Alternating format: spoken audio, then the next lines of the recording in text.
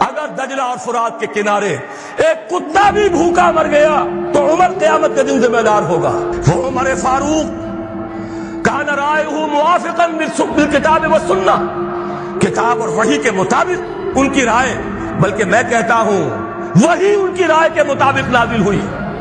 وہ عمر بن الخطاب جن کے بارے میں حضور نے فرمایا کہ لو کان بعدی نبی لکان عمر، میرے بعد کوئی نبی ہوتا تو عمر ہوتے، یہ ان کا اجتہاد ہے، اور یہ اجتہاد کسی مولوی کا نہیں، امیر المومنین کا ہے۔ جبکہ پوری ملت اسلامی ایک حکومت، ایک نظام، مذہب اور سیاست میں کوئی تفرقہ نہیں، وہی خطیب ہے مسجد نبوی کا اور وہی امیر ہے وہ حکومت کا، سربراہ ہے حکومت کا، اس کا اجماع اور خلافت راستہ کا یہ اجماع، یہ تو گویا کہ ہمیشہ کے لیے اٹل قانون ہے۔